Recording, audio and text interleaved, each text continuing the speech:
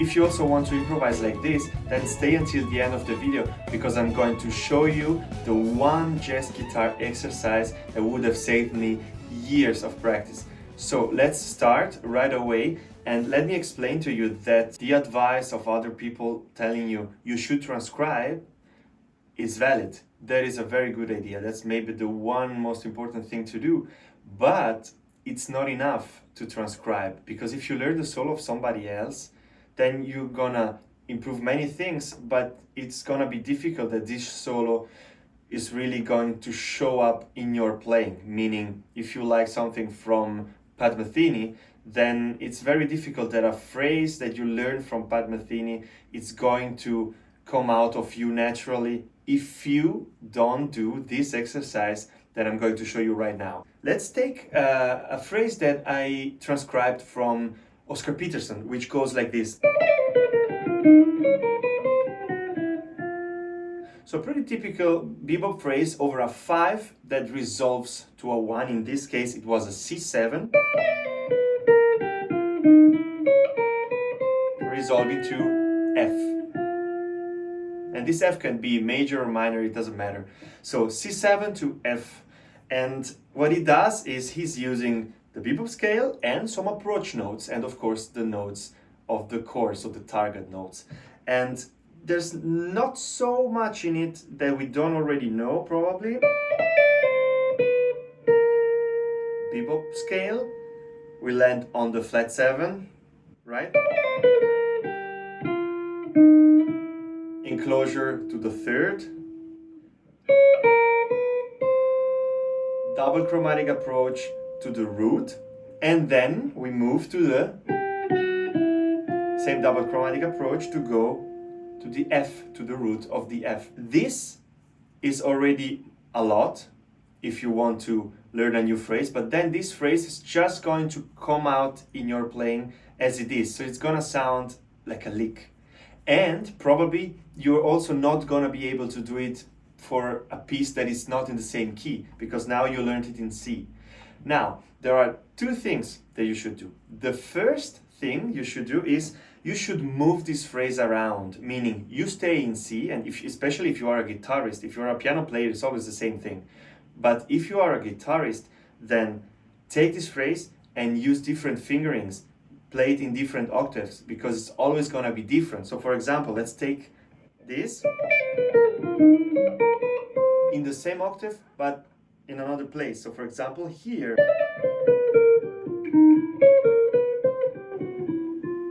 You see, same phrase, completely different fingering. That's difficult on the guitar. So this is a very, very, very important first step. Or change octave. For example, you can do it here.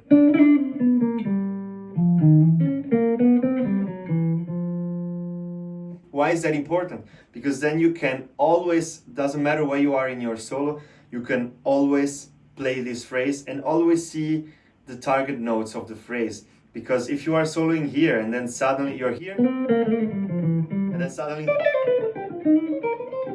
that's just a lick, right? But if you are here, that makes then sense if you start it there, right?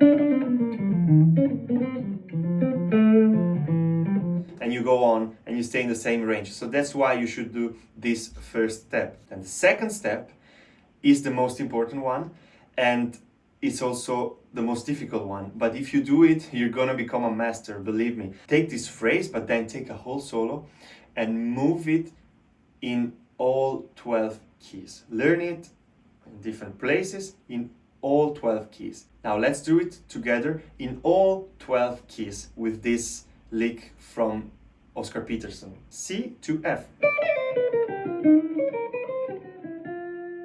F to B flat.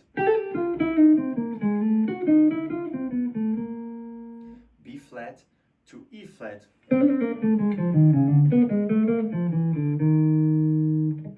E flat to A flat. A flat to D flat.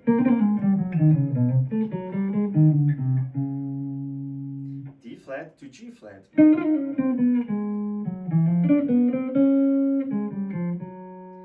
G flat to B, or F sharp to B. B to E. That was again the original fingering. Now E to A. Now A to D.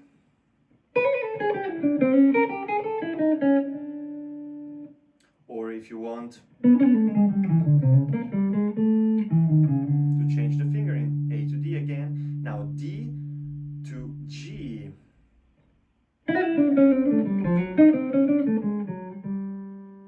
And now finally G back to C.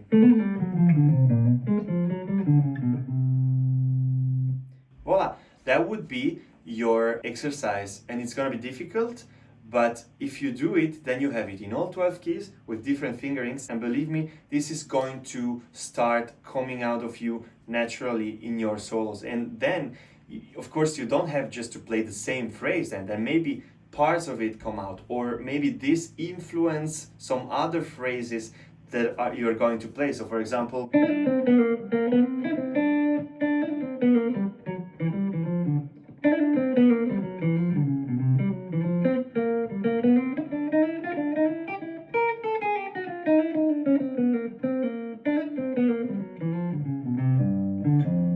you see, work with this material, then it's going to come out at some point. If you're just learning like a pattern or like a lick, it's never gonna come out of your playing. I hope that was helpful. Let me know in the comments, drop a like, and don't forget to subscribe to the channel.